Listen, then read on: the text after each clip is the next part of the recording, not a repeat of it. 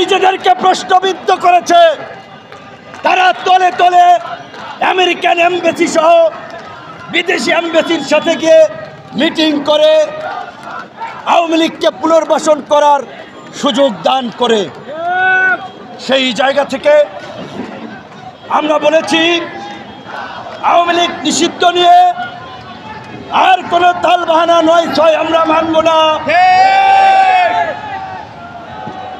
যমুনা থেকে শাহবাগ, শহীদ মিনার, এই পল্টন মোড়, সারা দেশের বিভিন্ন প্রান্তে যারা যেখানে অবস্থান কর্মসূচি পালন করছে আমরা প্রত্যেককে ধন্যবাদ এবং সাধুবাদ জানাই।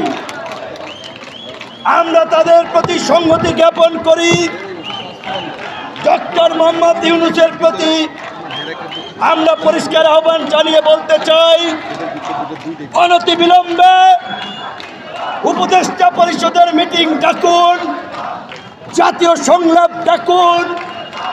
বিচার সম্পন্ন না হওয়া পর্যন্ত নির্বাহী আদেশের মাধ্যমে আওয়ামী লীগের কর্মকাণ্ডে নিষেধাজ্ঞা প্রদান করুন এবং ব্যান হবে, আওয়ামী লীগ ব্যান হবে, ব্যান হবে, আওয়ামী লীগ ব্যান হবে। 1 2 3 4 Awami League no more, Awami League no more. 1 2 3 4 এবং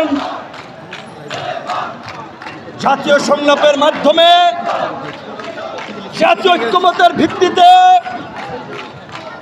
এই উপদেষ্টা পরিষদ পুনর্গঠন করুন।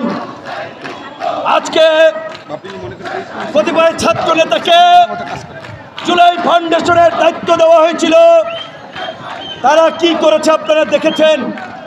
আহতদের ক্যাটাগরি নিয়ে 9-6 করেছে, ভুয়া আহতদেরকেও তালিকাভুক্ত করেছে।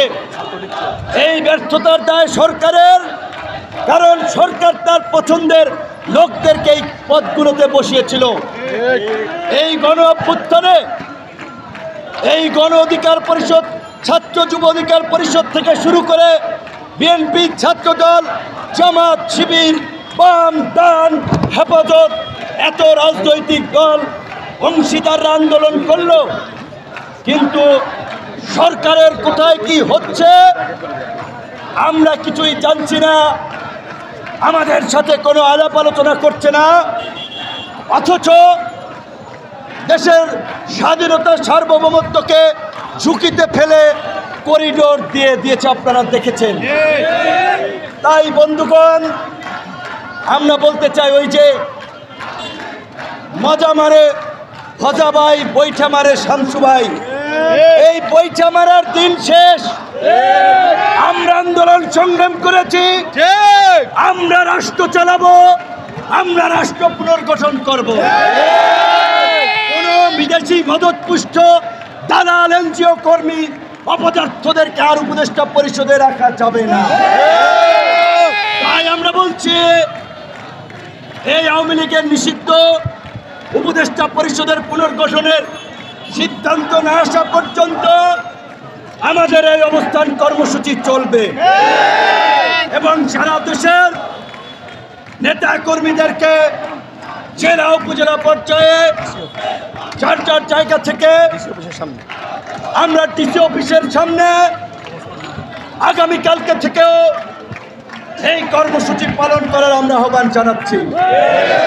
সরকারকে বলতে চাই, অনেক সুযোগ আপনাদেরকে দিয়েছি, আমাদের আবেগ নিয়ে সিনেমিনি খেলেছেন, আর আপনাদেরকে আবেগ নিয়ে সিনেমিনি খেলতে দেওয়া হবে না। হয় আমাদের কথা শুনবেন, সিদ্ধান্ত বাস্তবায়ন করবেন, না হলে তল্পা গুছাবেন। এইটাই আমাদের এই অবস্থান কর্মসূচি থেকে আহ্বান। অবস্থান কর্মসূচি চলবে ইনশাআল্লাহ।